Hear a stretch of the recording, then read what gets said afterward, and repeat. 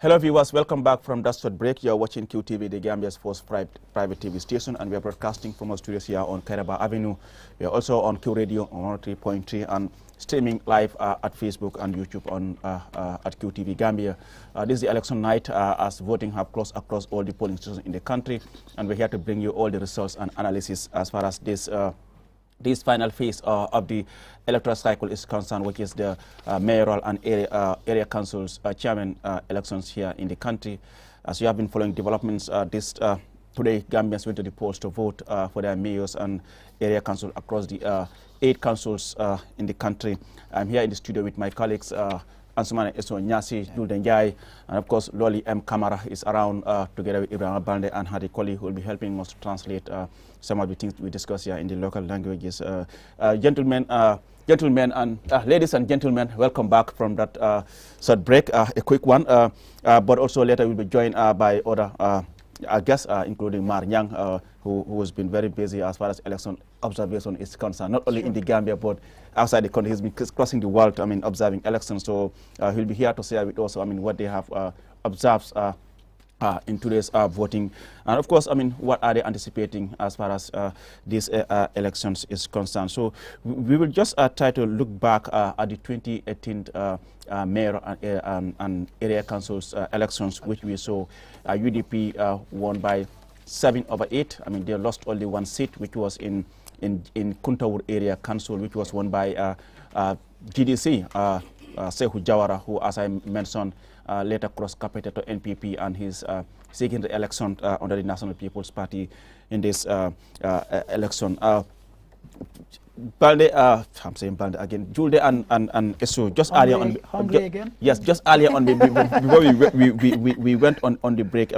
We were discussing about the issues surrounding the poor performance of the National People's Party in Banjul, KM, and West Coast. From as looking at the parliamentary election, the council election. Yes. So yes, Julde also did talk about the poor, women representation in these elections. For me, it saddens me. I think, we've gone past the stage where we would have national elections and there are few women. The chairmanship elections is equally important as any other election. In 2018, we had Mayor Lowe and Lizzie, right? Yeah. And they all contested in Banjul. Yeah. This time around, 2 women again, one in Banjul, the incumbent. In fact, I could say one. I dare say one. Geneva of the PPP in Brikama.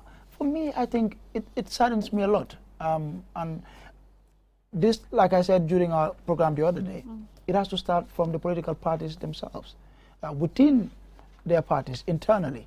We know in some parties, or most of them, you have women, in key positions, but most of them are ceremonial or maybe playing only supportive roles. Yes, you're talking about Banjul. Those who contested in 2018. We have those I think it was about 9 of them. on our screens. Yeah, 9 candidates that contested in that particular elections in 2018. There were Alaji Jah, Abdullah Sen, Pamusanjai, Abdullah Bah, Paul Papsar, Bas Jinio, Lizzie Johnson, Inshin, and Ibu Fai Rohilo, and Adama Telefa Samba. Those are the results of the last election in 2018, which we saw Rohim Maliklo won with 2,836 votes. I think the closest challenger here was Ibu Fai, who got 1,800 and no, it was Ablaiba, in fact, Ablaiba with 2,292 votes in that particular election. So when you look at the gap between Rohilo and Ibu Fai in the last elections, it's quite huge. But then considering, the outcome of the just recently held local council elections, we saw the NPP from winning no seat in the parliamentary election in Banjul. They were able to win 7 wards out of the 9 wards in Banjul. In this case, UDP was able to win only 2 wards in Banjul, and that is Kampama and Jolof Town wards. Yes. Do you think this will also have any effect on Ibu Fai's bid to dislodge Rohim Malik Lowe? Okay, so let's examine a few things first. 2018, it was 9 of them. Yeah. This time around, 2. it's only 2 of them. In 2018, when the incumbent won, she had majority support within council because her party at the time dominated council. This time around, you have the ruling party, whose candidate is Ibufai, dominating council instead. And instead of having 8 other contenders, it's between the 2 of them now. So I think for me, yes, it could have a bearing on the results, but again, given what she says she's been able to do for the people of Banjul the past few years, I think she stands a chance again to retain her seat. Will Ibufai's past record have any impact on the outcome of these elections? Even though the NPP won 7 votes, but in Ibufai as an individual, as a person from Banjul, his past records, his past achievements, what he has done for the people of Banjul, will that in any way determine the outcome of this election? So I think at the end of the day, it would be down to 2 things. One would be your records, your achievements, what you've been able to do.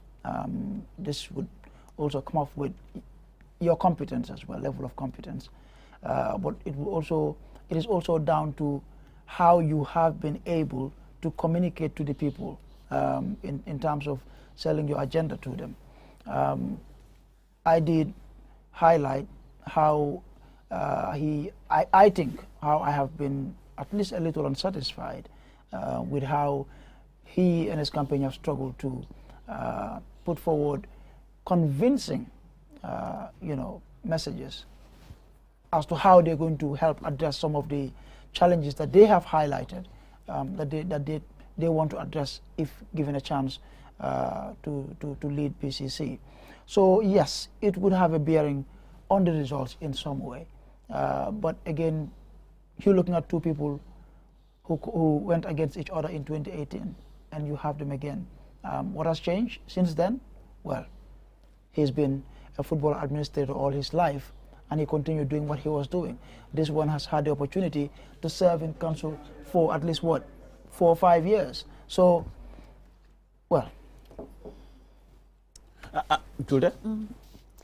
Like Eso said, I think that is going to have a bearing on these elections. I mean, considering for Ibufai, I mean, the mayor has an age because of her Rafaela thing, and because of she has been a mayor for far too long, and of course her international influence. So she will really have an edge over, Ibufai in terms of, achievements. And also looking at Ibufai as an individual, it's just most of these sports enthusiasts, maybe they will see some of the achievements that he has done in the sporting, sports sector. But aside from that, which other achievement will you be able to pinpoint to say that, okay, these are the achievements that he has registered? Well, so, according to him, he was part of the people that organized the carnival. Carnival, exactly. Well, yes. Banjul is a cultural city exactly. Anyway. Yeah. Well, is that really enough? Yeah, it's possible. They organize hunting for people of Banjul, and every end of year people like you go to Banjul, enjoy yourself. Are my in-laws, so yeah. I wouldn't say certain things. but on a serious note, I think for me there could be better arguments put forward to be able to convince people more. He has a master's in management, development studies, studies, and that for me I think is a very strong point. One could put forward to argue that you have what it takes. You have the expertise, the know-how to be able to run council as an institution. I mean, but beyond that, Chulde is quite right. His opponent has been in office for 5 years. Yeah. Her reputation has grown over the years. Her profile has grown, transcended beyond Gambia. At the continental level, at the global level, she's been able to achieve a few things. So this is more of a battle between the 2 incumbents. Exactly. The mayor is an incumbent. On the other hand, Ibufai on the other hand is enjoying the support of the incumbent ruling party. Absolutely. Without a doubt. But again, for the incumbent in Banjul, if she wins, I think this is going to be, this term, if she wins, that is if she wins, would be tougher for her than the past few years that she's been there. Remember, we all know how councils work, and now you're dealing with a council that is dominated by the opposition, which in this case is the ruling party also. So I believe she'll find it a little tougher this time. That is if she wins, like it is the case in KMC, where if the incumbent's opponent, Bakari Baji, Baji, wins, I believe he is going to find it tough as well, a little tough as well, provided if he wins.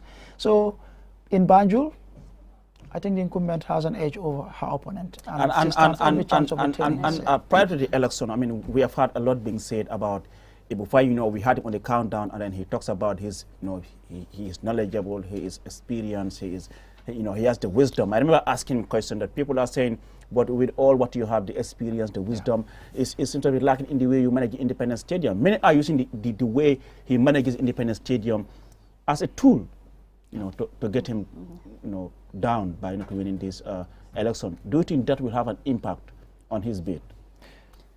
Obviously. I mean, if you talk to sports enthusiasts, especially those who are very much into football, who follow Gambian football closely, you know, most of them would express discontentment as to how the stadium has been managed over the years. We know he's the manager. He's not responsible for, you know, the stadium, apart from managing it, ensuring that the infrastructure is in good shape. That is government's responsibility.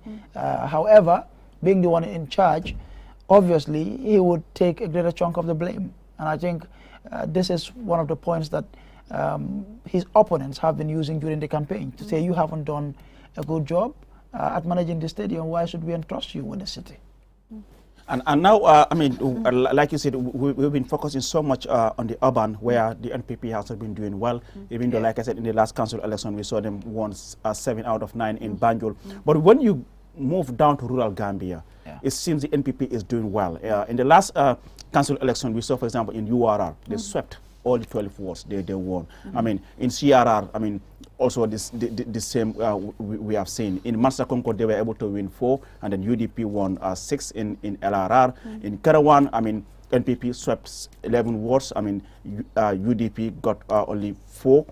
It seems the party is doing much better in rural Gambia. What could be the reason? Rural Gambia, especially in URR, remains a stronghold for the ruling party, and I think they're doing a pretty good job, you know, out there in ensuring that it remains a stronghold for the party, and there are facts to support this. The results of the presidential election, results of the National Assembly election, results of the recently held councillorship elections would prove this. So yes, would we see the same thing happening tonight? You never know, but I believe they would do better in rural Gambia. Yeah. Julia? So I believe that this could be translated in the greater Banjul area. What have they done to be able to secure all the positions in rural Gambia, or most of the positions in rural Gambia? If they were able to do that within the greater Banjul area, I think they will really stand a great chance of you know, winning or securing major positions here.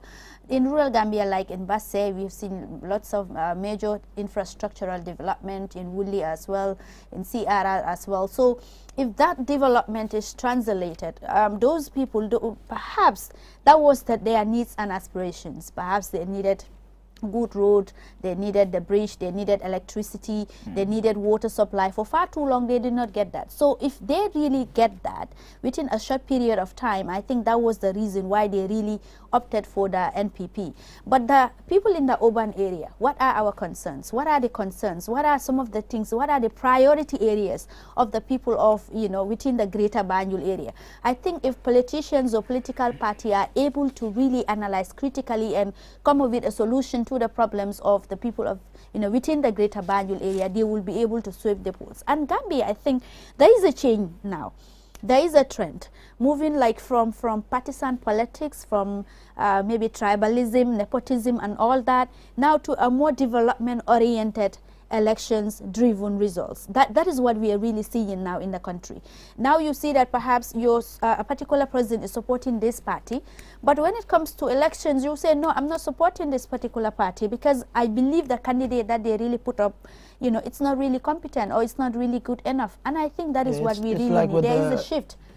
Your fuller brother, the Jallo guy who came here the other day when we had this program, when we were supposed to have Yankuba Dabo of the UDP in West Coast. He was represented by one Abdurrahim Jallo, who clearly, I mean, in fact, he kept saying it repeatedly. On record, on record, he is not UDP, I am not UDP, but, you know, he was but I endorsed his candidacy because I believe he has what it takes to transform my region. And I think he was spot on there. I think really politicians, I think this is one of the reasons that politicians are finding difficulty for the fact that, you know, the norm in politics, the norm in the political process and leadership selection of leaders has changed over the years.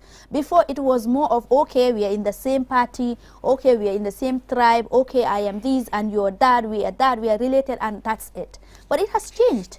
People now are more conscious about they are developmental oriented, and they don't really, their focus has shifted. And I think if political party and their leaders did not really figure out, or they are not able to really know what the needs and aspirations of the Gambian people are, it's going to be really difficult for any party to dominate in the political landscape of the Gambia. But does this also calls for people to change the way they do politics in this country, especially for the political parties? Without a doubt. I mean, I think Julda is spot on there. People are more concerned about what you can do for them, you know, being able to deliver on their development needs, to ensure that the services that people need to make life easy for them are available. If you're voted into office and, you know, you don't deliver, naturally, people wouldn't vote for you. But again, I've seen something that really kind of scared me during this campaign, the Maryland chairmanship campaign. You have people making comments at campaign venues, at rallies. Sometimes it comes from even political party leaders. Comments that I find quite disturbing. And I think those are the kind of messages we need to discourage. We shouldn't be hearing stuff like that, especially in public. When we have our rallies, you know, our political engagements, let us talk about development programs. What can we do to impact positively on the lives of the ordinary Gambian? I think that should be the focus. But this is something I've observed from both the ruling party and the opposition, and I think it's a concern I have, quite unfortunate, really.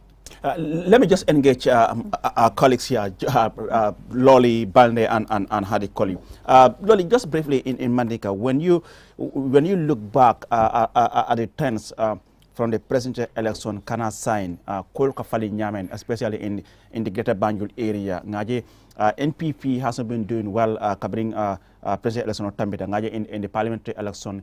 In the whole of KM, Emahani Siran Killing Gani, Banjul, the same thing. For West Coast, they won only one seat, all in them constituency, Honorable Abdullah Sisi.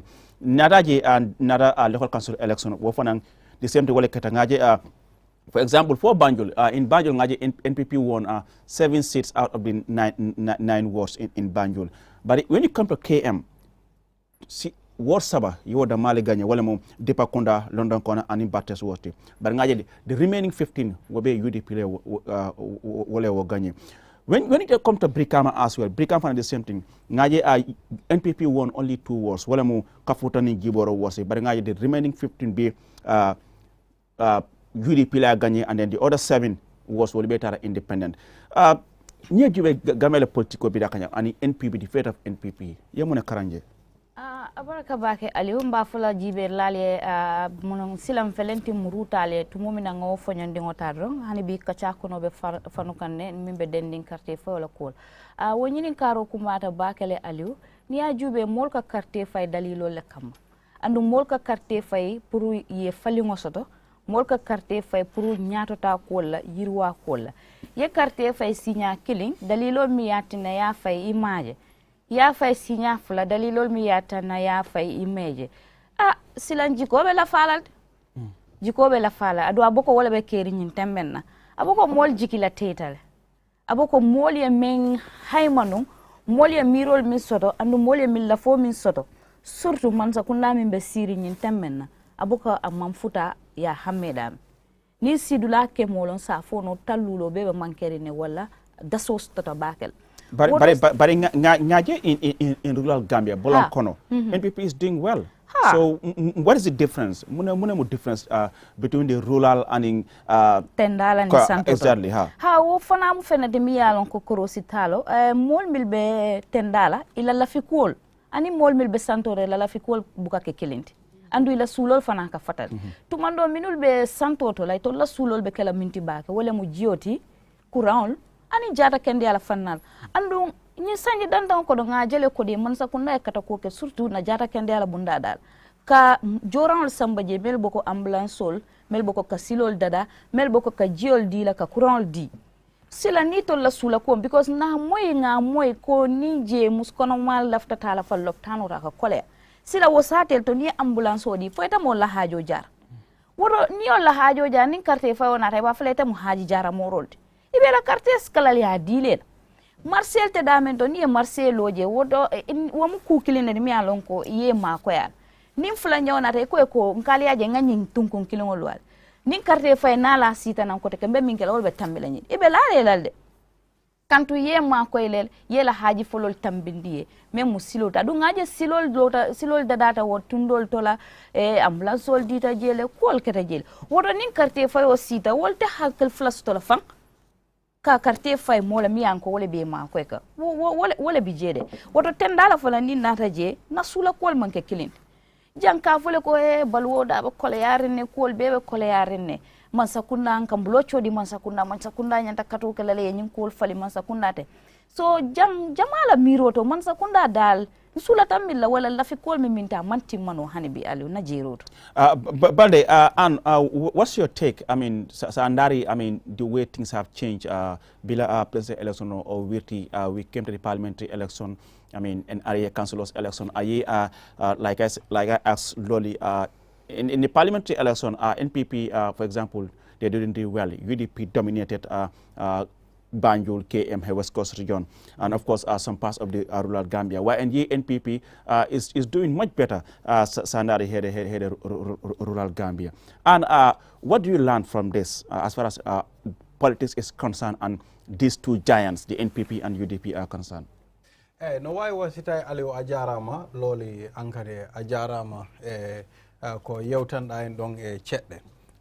No why was it hidden what the transition hiden iwa eko anduda angal famugol politique ha para joni fama politique on dum be weta political maturity wono hida wadde mature ay joni Gambia yehi to a level mo anduda himbe be joni wotanta goddo based on tribal lines and joni himbe be no famude yetten example mo anduda Talib Bensouda Sandari atawa wono Talib Bensouda hande wona UDP tum won moy wadde support because mi yi himbe hewbe be anduda iwti e bawo no iwtiri bawo Talib ben no iwri e patiji goddi e goddi Sandari atawa kadi loli wowli do point mo anduda no jogi nafa ay sometimes himbe ben siye ha wadi discourage seda rek tawai dum don wonay ko satti sengo ngure on sengo luwason security on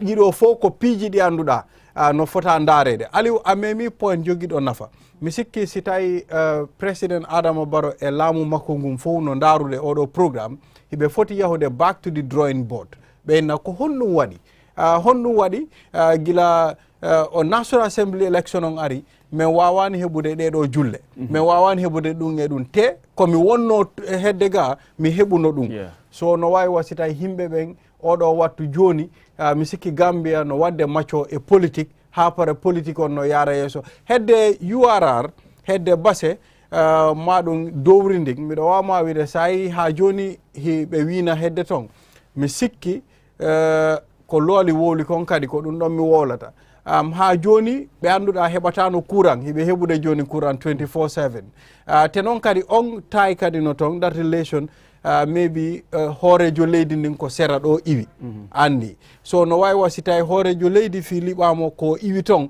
ɗum ɗon no satti kono noon si tawi ɓe daraki kadi moƴƴa hay ton ɓe faɗoye toon ñande goo eyyi ɗum ɗon ko hunde nde annduɗa ko just ko haalugol rek fi yimɓe ɓen wawa famude ha para kada wona e wake up call fo kanko e laamu makko ngu andi ɗo wona en jooɗi ɗo fi wowlugol fi o wowlato kono ko en wowlay woni situation leydi men ndi eyyi so min ko noon mi yiri ɗum Aliou jërëjëf Ibrahima Bane dinaa fi indi Hadi Kole rek xariti bibi xam naa ne tableau moom ma leen tableau moom macha allah xam naa yow ak loolu fi ngeen foole tey moom waaw waaw tey kay moom ak loolu fi ñu foole ak julde moom macha allah Hadi Kole soo waree jàngat amin xam naa ne yaa ngi toppa politics bi gis nga things yi naka la ceeñi da shift am nga affaire bi yaa ngi sit here and there tey nga gis lii mu demee nii ëllëg mu daanoo fale amin si sa jàngat lan nga foog ne loolu moo ko waral Aliou si jamono ji politique bi fu mu toll mbir la boo xam ne doo ci mën a wax lu sori baal ma wax loolu because yow nay xalaatee ci wàllu politique bi ak nu eso di xalaatee ci wàllu politique bi ak man nu may xalaatee ci wàllu politique bi du benn waaye NPP as a party war nañoo seetaat seen bopp bu baax nañ ko waxte dee da ngaa gis ne NPP as a party ba mu ñëwee yaagut yàlla def na ne bañ taxawee seen first contest buñ def mooy si presidential election bi nga xool ne ci jamono jooju nit ñi sànni nañ leen carte président bi wii noon ne a landslide xama landslide wii nañ ko angale bi di ko wax waaw mu doon mbir boo xam ne Adikol ba di mbaamal waaye ngeen bëri déggloo angale yaa ngi daa dégg angale man ama degree so dama laajte yéen borom degree ngeen jàppale ma so mu doon wiin boo xam ne ñoom parti NPP bi ak seen njiit bi ñu ngi ko doon ndamoo bu baax waaye nga xool ñetti weer topp ci ñu am sànni carte néegu député bi ñu dellu ginnaaw bu baax a baax loolu foofu la waroon a gestu boppam NPP as a party foofu la ñu waroon a toog ñu waxtaan ñu laajaat seen i bopp waruñoo xaar sax ba ñaar ba ñett di leen ci fekk da ngaa xool ne si jamono ni sànni kàttaab néegu député bi 3 months after bañ sànnilee élection présidentielle bi sànni nañ njiit bi sànni nañ NPP wécceeku bu am ci diggante ñetti weer bi lan la waroon nañ koo laaj seen bopp mbir la goo xam ne wax ngeen ko man daanaka dama koy bantuwaat rek si olof bañ defee parliamentary election bi gis nañ NPP daanaka si biir Banjul amuñ fa lu bari biir KM amuñ fa lu bari biir West Coast amuñ fa lu bari te ñetti tund yi ñoo nekk tund goo xam ne ñoo nekk ci biir komba gi as parti boo xam ne njiitub réew mi moo ko jiite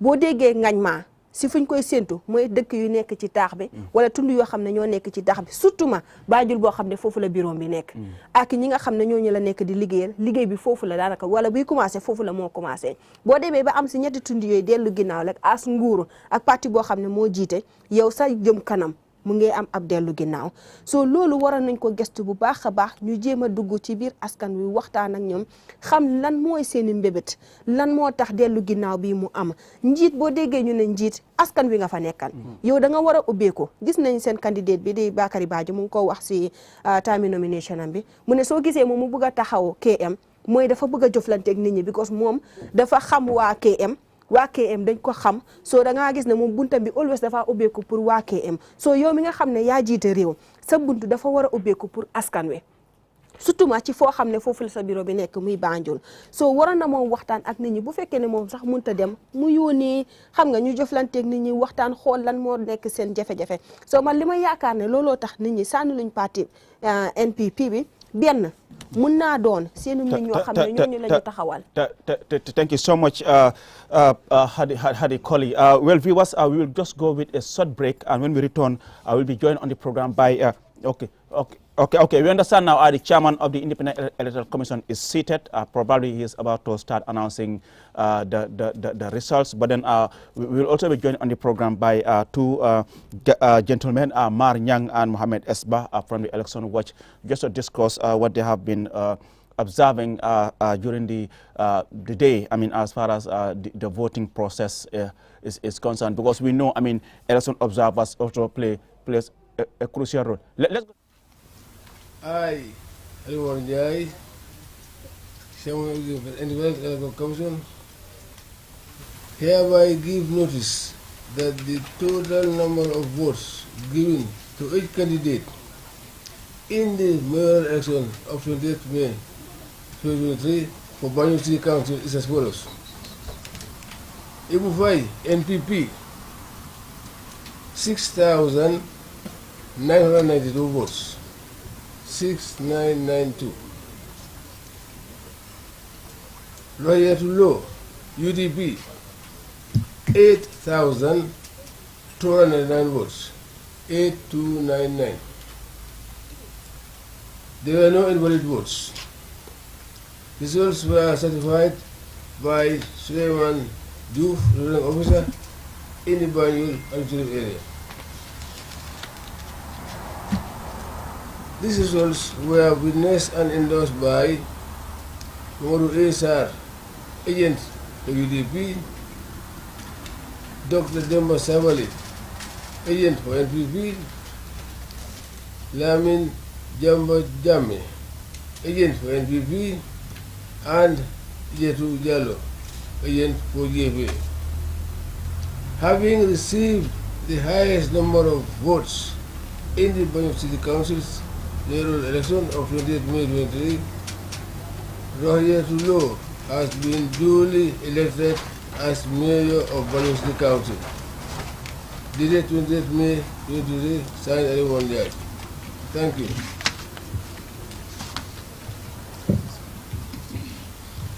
Here are the results of the Banjul City Council mayoral election as declared by the chairman of the Independent Electoral Commission. Ibu 5, NPP, 6,992 votes, 6992. Rohiyatulo, UDP, 8,299 votes, 8299. There are no invalid votes.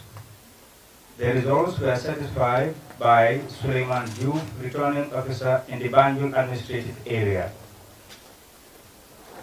These results were witnessed and endorsed by Momodu A. Sar, agent for UDP, Dr. Demba Sabali, agent for NPP, Lamin Jamba Jamme, agent for NPP, Ijetu Jallo, agent for GFA. Having received the highest number of votes in the Banjul City Council's mayoral elections of 20th May 2023, Rohiyatulo has been duly elected as mayor of Banjul City Council. Dated 20th May 2023, signed by the chairman of the Independent Electoral Commission. Yes, thank you very much. That's the results for the Banjul City Council received so far. As far as results are trickling in, then we'll be giving you updates. Thank you. Thank you. Of the Independent Electoral Commission, Aliu Momar Njai, we are announcing the first results from Banjul City Council, where you have just heard from him announcing that in the results announced by the Independent Electoral Commission, Rohiyatulo, in this case Rohi Malik Lo, who is the incumbent mayor of Banjul, UDP, got 8,299 votes, 8,299 votes. Ebufai, National People's Party, 6,992 votes, 6,992 votes.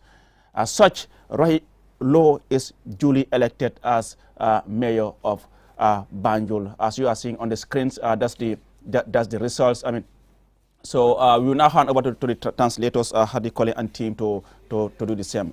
Loli, over to you. Coming Muntodron, Kasabir follow soto mialon ko wole botana IEC la bumbato min felente Kanifing tumomine ila sirantio min keta Aliu Mamar Njaiti anata kankularo ke Kasabir follow la mialon ko wole botana Banjul tundo do mialon ko quartier fo keta je bi tilola results nga men soto wo fanna la Kasabiro la Kenya nyinto Banjul Ibu Fay mialon ko wole lota MPP patio toyala ay quartier kese wuli woro keme kononto tan kononto anim fula ay wala soto carte kese wuli woro keme kononto tan kononto anim fula Rohiyatu Malik Lo mi anko wala lota UDP patio toyala ay carte kese wuli sey keme fula tan kononto anin kononto ayole gagné quartier kese wuli sey keme fula tan kononto anin kononto wo kamala anata ke kankularo ti membota ciamano aliou mamar jami an ka tela mu sirantioti ko min keta gagné lati wole mu rohyetu malik loti mi an ko wole gagné ta UDP patio toyala balde a jarama boyi looli M Camara musidɓe on nani on mo annduɗa ko kanko woni chairman IEC on jogidiɓe sengo élection ji ɗin ko leydi Gambia ɗo result ji ɗi annduɗa ko ɗin iwri Banjul ko ɗum ɗon ɓe haalanayno en ɗon ɓuraɗo andrede Ibou Faye mo annduɗa ko NPP o darani o heeɓi guluji 6 temeɗɗe 9 capanɗe 9 kañum e ɗiɗi guluji 6 temeɗɗe 9 capanɗe 9 kañum e ɗiɗi ɓuraɗo andrede Rohi Malik Low o heeɓi guluji 6 temeɗɗe 2 capanɗe 9 e 9 Rohi Malik Low guluji 6 temeɗɗe 2 capanɗe 9 e 9 ɓuraɗo andrede Rohi Malik Low ko kanko suɓa waɗa joni mayor of Banjul hadi koli jërëjëf Balde Banna mbokk yi fu mu toll nii luñ doon xaarande ku daanaka yegsi na ci biir kër gi mu doon risol si xibaar bu bayeekoo ci bànqaasu AIC doon bànqaas bi seetu wàllub sànnib kàtta gi bu ñëwee ci biir réew mi ëmpale wuñ ne lépp loo xam ne mu ngi aju ci wàllub risol bi boo ci buggee xibaar bu dëgg wala lu baax ci ñoom la moo bayeekoo kon nag jot nañoo sànni xibaar yoo xam ne moo bayeekoo ci diwaanu Banjul ga ñiy wane ne NPP seenub candidate bi di Ibou Faye moom ci kàtta yi am na juróom-benn junne juróom-ñeenti téeméer juróom-ñeent fukk ak ñaar Ibou Faye am na juróom-benn junne karta juróom-ñeenti téeméer juróom-ñeent fukk ak ñaar Rohi Malik Lo moom nga xam ne nag moo doon mayor bu Banjul moom ci karta yi am na juróom-ñetti junne ñaar téeméer juróom-ñeent fukk ak juróom-ñeent Rohi Malik Lo am na juróom-ñetti junne ñaar téeméer juróom-ñeent fukk ak juróom-ñeent bu ñu sukkandekoo ci bànqaasu AIC bi seen chairman bi mu ne ci doole bu ko luwaa may mu ngi xamal askan wi ne Rohi Malik Lo moom mu doon mayor bu KMC moo gañe waat war a doonaat mayor bi si beneen juróomi at ginnaaw ba mu gañe juróom-ñetti junne ñaar téeméer juróom-ñeent fukk ak juróom-ñeent ci carte yu bayeekoo sa Banjul jërëjëf hadi kodi Loli M Camara ak Ibrahima Balde. Well, we are now joined on the program by two gentlemen. We have yes, and just looking at the percentage of the results. I mean, Rohilo won by 54.3% of the votes cast, and then Ibou Faye got 45.7%. That's the official results as announced by the Independent Electoral Commission Chairman Aliou Momar Njai. Like I said, I mean, we have two gentlemen in the studio, Mar Nyang and Mohamed Esba, who have been busy observing the voting process. I will start with you, Mar. I mean, what have observed today? Thank you, Aliou, for the invitation and for the question. I think the general, impression of the electoral conduct of the mayoral and chairmanship elections have relatively been calm, and then also there is some not much changes between the happening of the parliamentary election and that of the mayoral election, because what we have seen mainly on these elections is the issues of vote buying, right? Vote buying leading towards the election and also on election day, and then also the issue of the critical incidents that we've also observed, especially in Banjul, where we have seen tensions between political parties, and then also something that is also really seldom. Should I say not even seldom, because we've also seen that in the 2021 election, and it's also happening in the mayoral election, it's also attack on observers. Our observers were actually attacked. In 2021, we had an observer that was attacked in Banjul, and then in this election as well, we had an observer that was also attacked at Talinding Dutokoto. So, but apart from that as well, we've seen citizens really been mainly calm and steady, and also been resilient to, preventing violence from occurring in their areas, and then also the vicinity of the polling station. So, also what we have observed is we've detected what we call voter fatigue. in this electoral cycle. In 2021, we had an election December. 4 months later, we had an election in April. A year later, we had the councillors election. And a month later after the election, we had the mayor election. So we had that voter fatigue, and that is actually presenting a negative trend in terms of voter interest in participating in the electoral cycle. And then I think now the conversation going forward, maybe we could talk about that later. Now the conversation will be how do we amalgamate elections into one, and that also calls for electoral legal reform. So basically those are some of the key highlights that we have actually seen so far in the elections. MS, you've been out in the field observing as well. What have you observed? Yeah, generally, I think Mar has stated some of the things that we've observed. And also canvassing for votes. We've seen people who are not accredited, they are not observers, they are not polling agents, they are not IC staff. They are, around the vicinity of the polling station, and then they are trying to canvass for votes. I think there was an incident that happened in Banjul in some of the polling stations where the security had to intervene. So we have this report from our observers that people, are using those opportunities to canvass for votes, and no one also is allowed, according to the basic electoral laws or the electoral laws, that no one is allowed to be within the 500 meters away or within that environment, 500 meters. You have to at least go beyond 500 meters, but we've seen people just a few meters, 5 meters, 20 meters away from the polling stations. These are some of the things, and also some kind of clash, between NPP supporters and UDP supporters. In some areas in Banjul, there were reported cases of such within the Kanifing municipalities, municipality as well. So basically, this is what happened, but there was no major disruption of the polling process. There was no major, despite these challenges, there were no major disruption. And also we've seen a rise of participation. Mar has mentioned voter fatigue.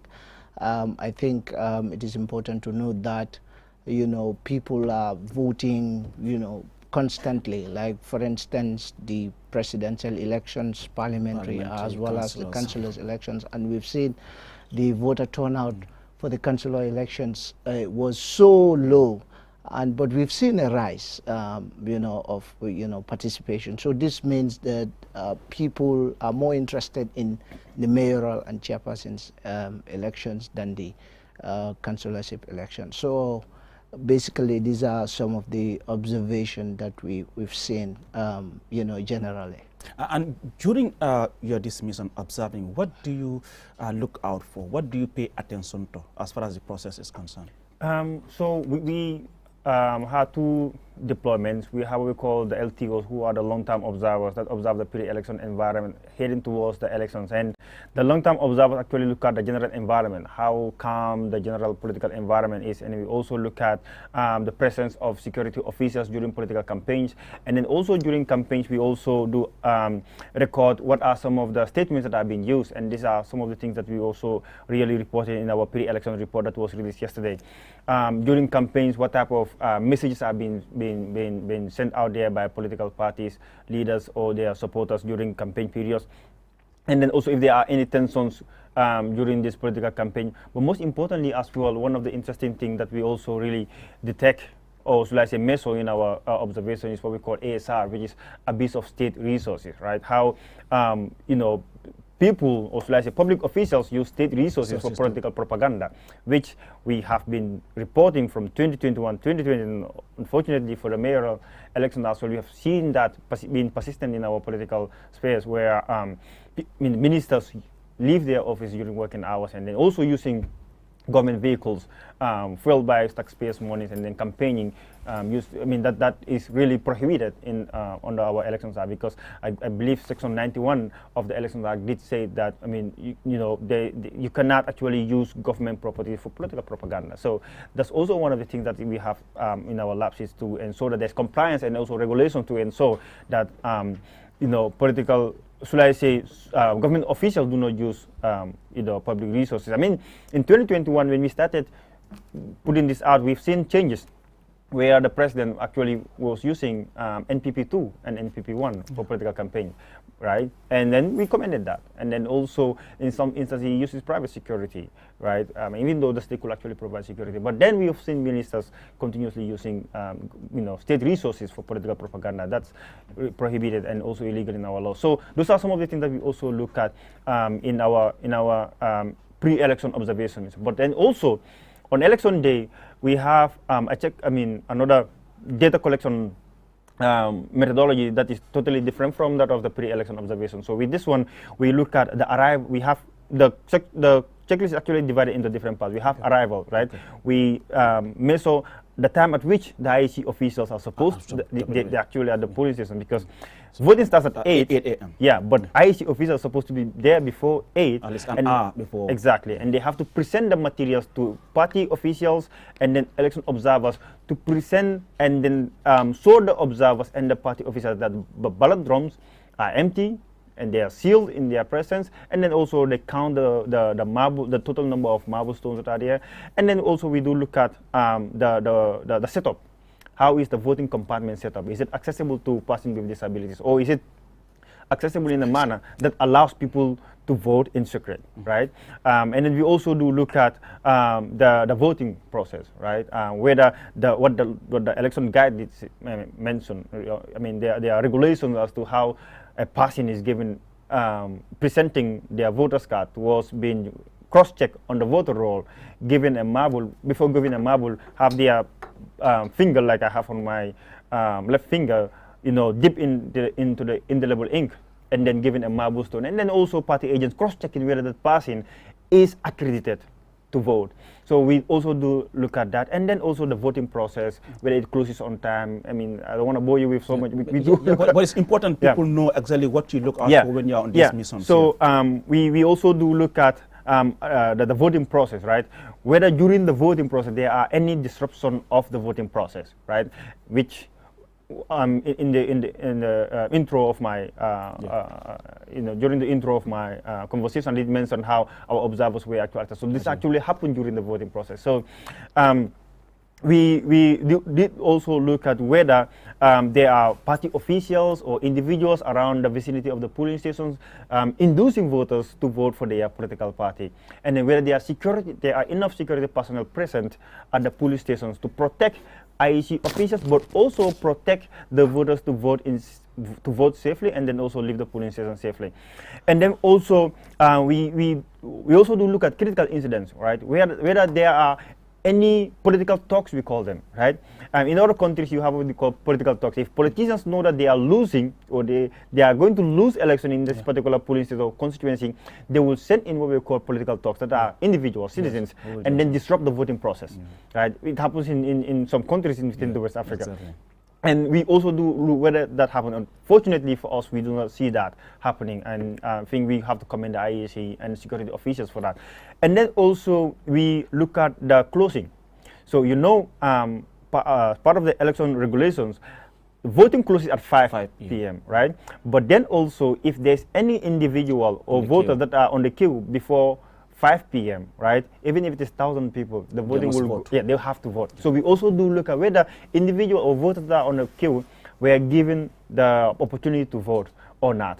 And then also the closing, and also the counting, whether the counting were conducted by IEC presiding officials, as it is stated in the election guides, with the agents, the agents are, whether agents are present. And then also for transparency's sake, we do measure, or we do report on whether party officials are present at the polling station during the opening and then also during the closing. And then also after the results are being announced, we do follow whether those results have been certified by the IEC officials that are there, and then also party officials, did they object the results?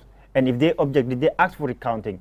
Whether the IEC officers did the recounting or not. And then after everything has been finalized, did the results form, is it pasted on the polling station so that everyone that is registered in that particular polling station actually have access to it? So these are some of the set of the things that we do look at.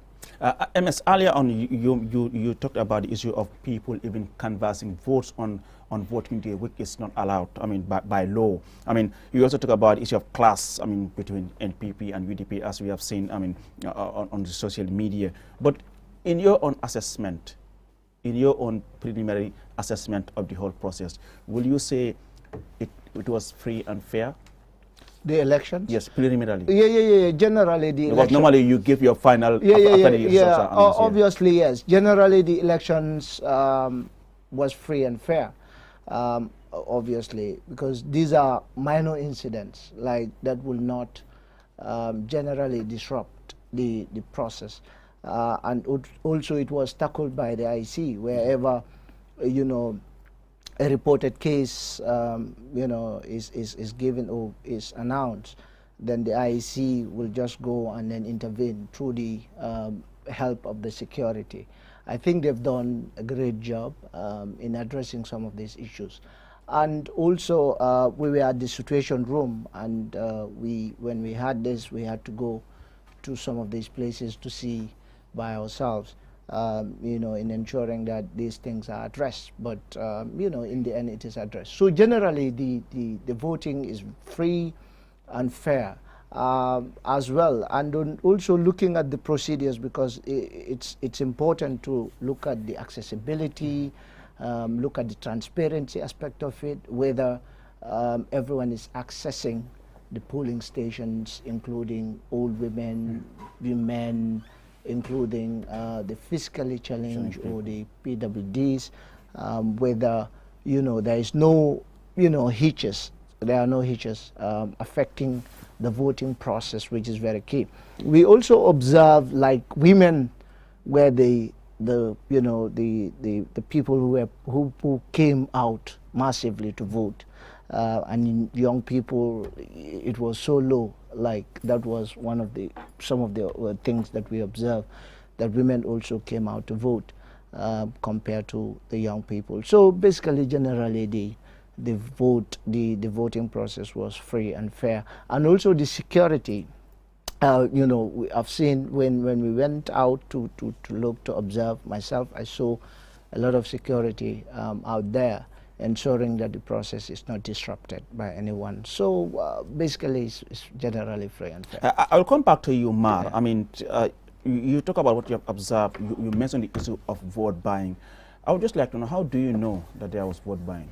That's a very good question, because our observation is based on facts, not opinions by observers. And vote buying dynamics in this country is really complex. So how do you ascertain that someone is actually inducing voters directly or indirectly to buy their votes? And vote buying also comes in different forms, right? You can actually give someone else money to suppress their votes, right? To keep their votes. So if you know that they are going to vote for the opposition, you give them money to suppress the votes for the opposition. And then also another form of vote buying, where you give someone else money to vote for you and show you evidences that they are voting for you, and later on that serves as a receipt so that you can actually pay them the amount that you've already promised or have contracted them to do so at the end of the day. So what our observers do is we ask them if they have witnessed, not heard, right? If they have witnessed the occurrence of vote buying, right? Whether it is actually done, door to door. Vote buying is also not done in open because it's illegal, right? Bribery and illicit practices are prohibited in the Elections Act, right? So what people do is sometimes they will be in the vicinity of the polling station and they have hangouts, right? So they will corner themselves, and our observers, what we do, like they're professionally trained. We don't allow them to be in the circle. So you are standing somewhere out, watching the environment, right? And then if you also suspect there's a certain location where you've seen or there are going to be officials, or you heard that there are officials that are actually giving handouts to induce voters, you go closer to that place and witness whether it's happening or not. So these are the cases where they have been reporting issues whereby people are going either house to house or indirectly. I mean, giving people indirectly could be in a way so whereby sometimes, for example, they give people a bag of rice and a bag of sugar, and then people question us, how do you translate that as vote buying, right? So the question is leading towards election, right? We have what we call voter inducement. You induce voters, right, to vote for them. And then I was just having a conversation. I authored a document called, the vote buying dynamic in the country. And then it is a very complex animal that manifests itself in a different way. Sometimes what people happen, you have to understand your selectorates. In this case, we call them interchangeable. Like in our elections, right? People change their colors every now and then by giving their votes to political parties. So if, Mohammed MS Bar is a family head, right? A family head of an extended family, right? Who have a basic need to feed the family, number one, and then have someone is on the sick bed who needs money to be treated. You understand? And then I visit the person and then give the person $10,000. And that is a family house that is known to be a very strong supporter of the opposition or the incumbent, right? Now, you know those votes are going to go against you. You give the person 10,000 and the head of the house mobilizes the voter's card and they give it to you. Or promise that they're going to vote for you. That person take that money not because they wanted to vote for you, but because they have an urgent emergency that they have to address, which that money can actually address. So you induce that voters, you condition that voters in order to accept your gift or to accept your bribe in order for them to be able to live a meaningful life and then move on. And then the other thing is, we have what we call the culture of returning back the favor, right? If Ali do me a favor, I will do everything possible to return back that favor. You understand? So what we normally do, we go to the imams, and then you can go to imams anytime. But why always before elections? Or you go to the women kafos, start giving them caleros, or you start giving them whatever you call it, materials. So vote buying is not, and voter inducement is not always monetary. It could be material, and it also could be in fact promising someone else jobs or opportunity. In fact, the doesn't actually spell that out. So it manifests itself in a different way, and then we have seen it now growing in our political fraternity every now and then. This, don't get me wrong, it is practiced by both the ruling party and then also the opposition. So who does vote buying? It is not the candidate. It is the supporters of the candidates or the campaigners of the candidates that will go out and then either be promising, offering, or should I say giving materials to induce voters. I just want to come in here. Like you said, the things you said are not opinion, these are facts. Where did this vote buying occur? And any idea of how much they were offering monetarily? How much were they giving out? Oh, so that we wouldn't know, because when they give handouts in an envelope, I'm not going to. I won't send my observers to say, open it. No, but we have seen it in Banjul. Our observers reported it mainly happens in Banjul, yes. And who was involved? Any idea? We have said it in our report, obviously it was the NPP folks. Okay. Let me now bring in MS here. When you talk about observers, these are people that people perceive to be independent of all candidates in this race. But I would like to know, how much independent are observers in this process? Sometimes people tend to say, maybe you align with one of the candidates or not. But in your own opinion, how independent are election observers? Yeah, how independent? Obviously, observers, as part of the first cardinal principle of election observation, is independence. Independence in the sense that you make sure you work without fear or favor, without aligning yourself to any, or without going through partisan lines. You have to be independent in your work because, like, for instance, everyone votes. Obviously, the observers, we vote. Myself, I voted for someone. But in your line of duties, it should not reflect. You should not be, you have to give the facts as they are. You understand? So it's very key. And also, when observers are being recruited, you know, a background check is done across the board, making sure that you are not aligned to any, like you are not partisan. You understand what I'm saying? You are not partisan. We ensure that you are a man or woman of impeccable character. You ensure that you don't hold any political party you know position. So, and also we train observers on ethics as well, and then also, you know, the observers are guided by ethics. There's a code of ethics that you know, generally guides the work of the observers. So obviously we are independent, though sometimes what happened is if you speak, like for instance now, observation has shown that one party A is doing vote buying, so if you speak, probably the other party is not going to be okay with it. But that is the job, so it's part of your job, obviously. You just have to state the facts, and that is it. Yeah, the reason why I asked, I mean, you might come out with your report to say the process was free and fair. On the other hand, the loser is saying this thing wasn't free and fair. I mean, these observers are not, you know. But the IC chairman is now back on his seat, so he's about to hopefully make another announcement. I mean, we will just go live to the Independent Electoral Commission headquarters on the Batlading Highway and listen to the chairman of the Independent Electoral Commission, Aliou Momar Njie. I, Aliou Momar Njie, Chairman of the Independent Electoral Commission,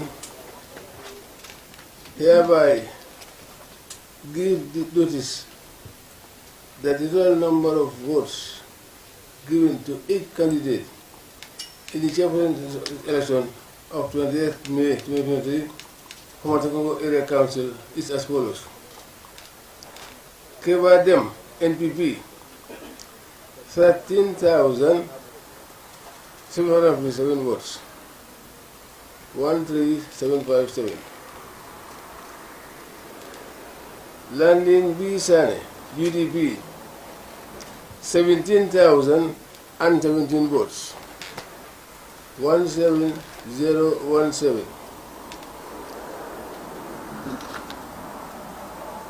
There were 2 invalid votes.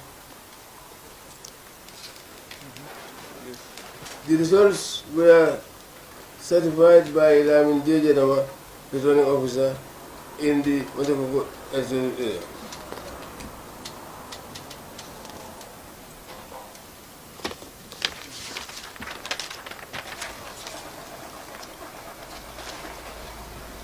These results were witnessed and endorsed by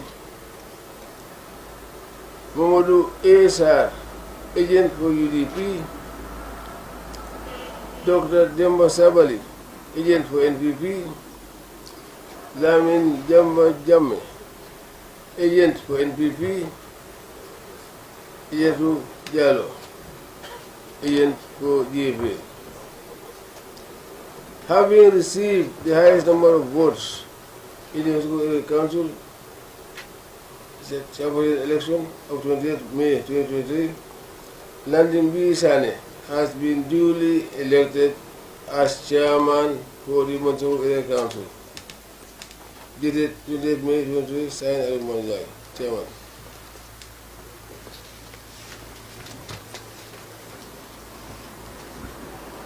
Here are the results for the elections for the Mansa Kongo Area Council as declared by the chairman of the Independent Electoral Commission.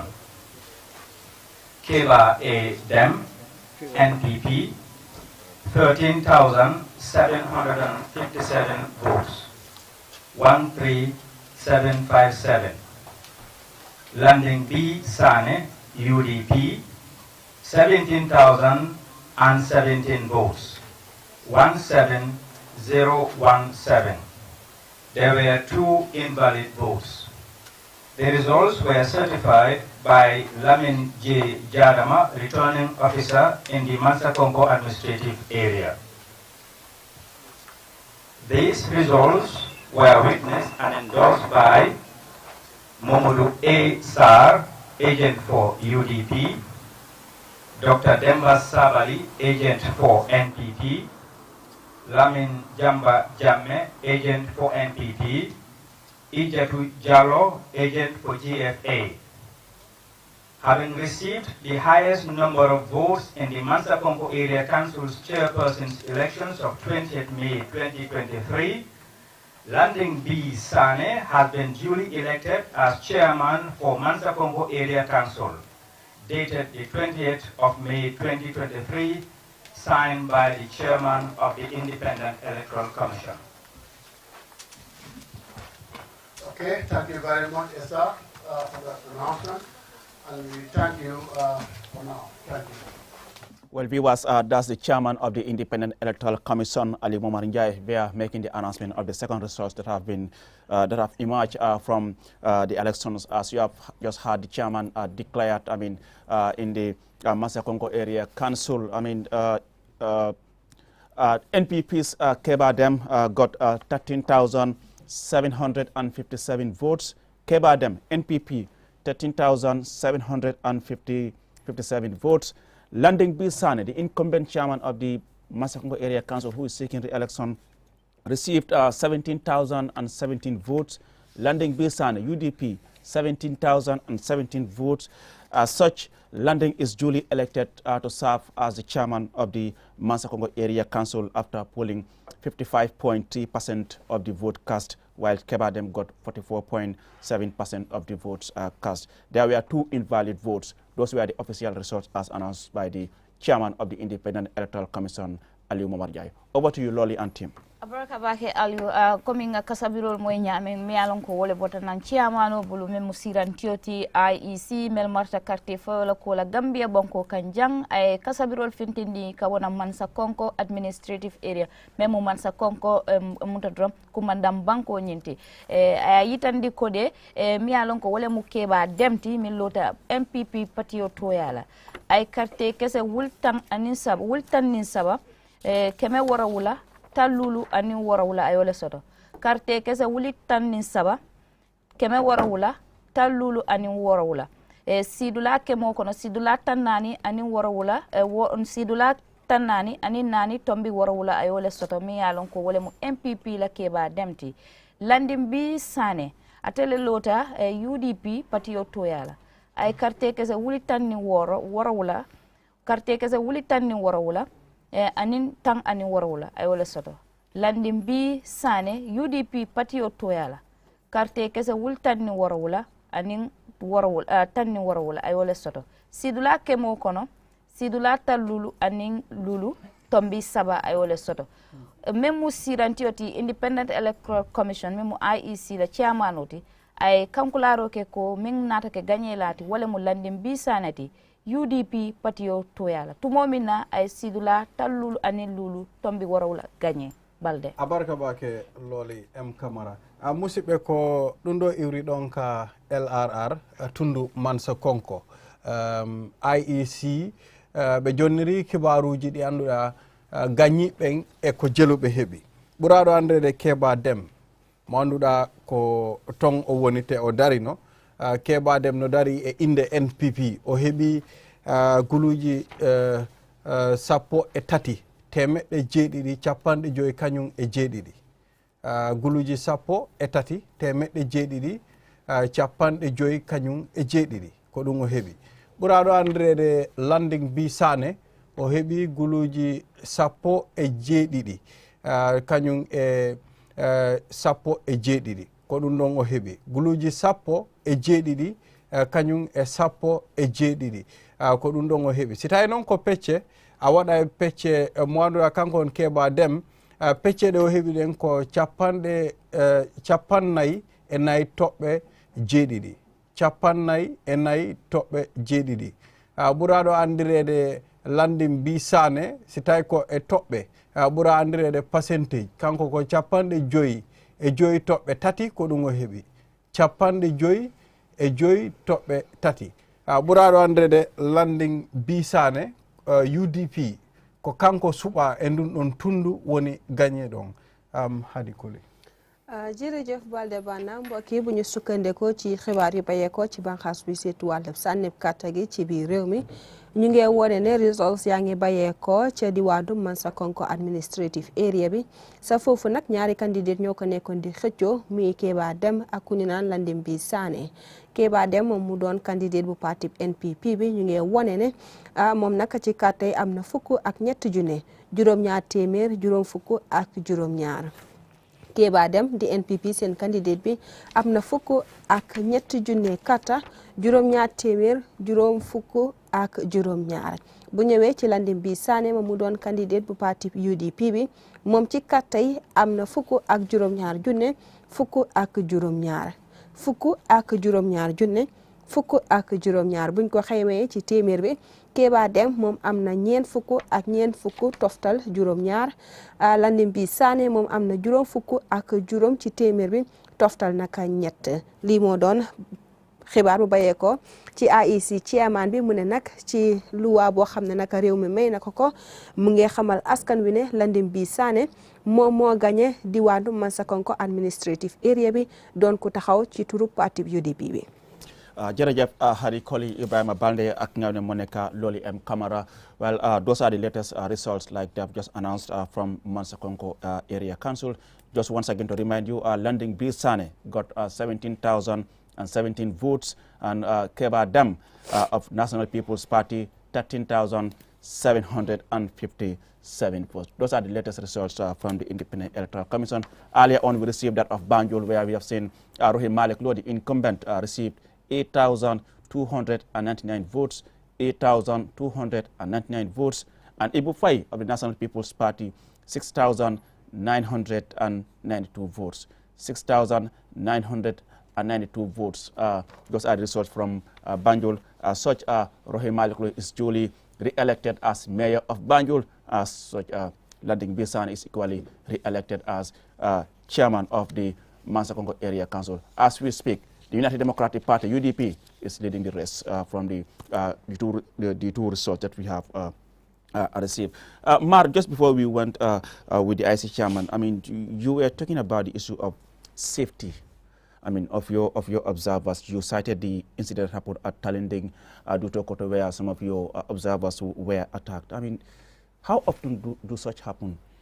I'm sure other observers that are also watching, they might be experiencing the same, and it's also a very common practice, though seldom in the country, but common in our elections within West Africa. I mean, what happened was our observer, we professionally train our observers to observe and document evidences, because like I said from the beginning, we do not depend on hearsay but evidences. So there was an instance that was actually happening at this polling station. So the observer actually documented the evidences of what was happening, and as a result, the voters were harassing, and then also the report that we received, the presiding officer also was harassing our observer. But most importantly, a security personnel, a police officer to be specific, actually attack and threaten our observer, and then also threaten the observer to delete or get rid of the evidences.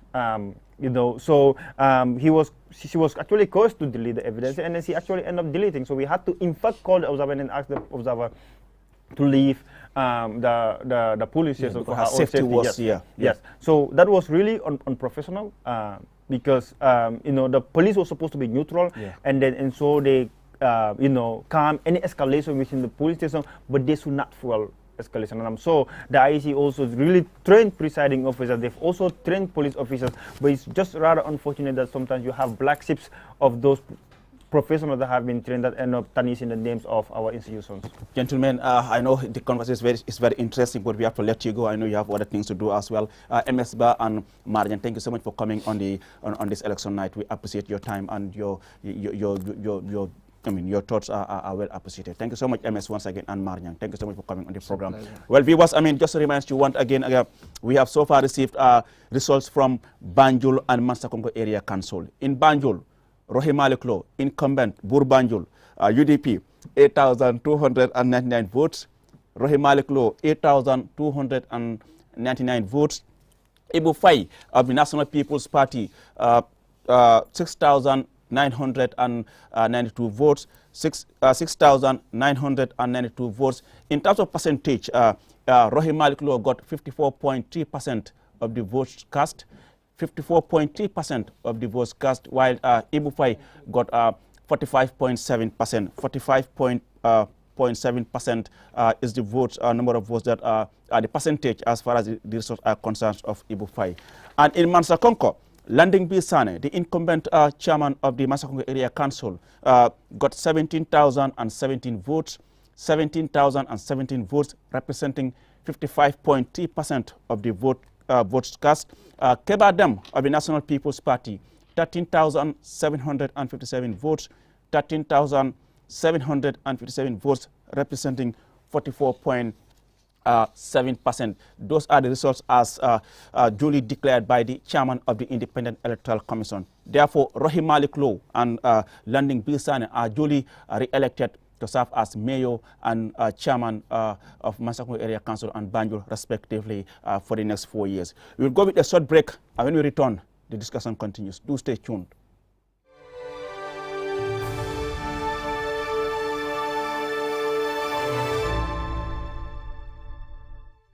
Step into the Espas Motors showroom for your luxurious name brand.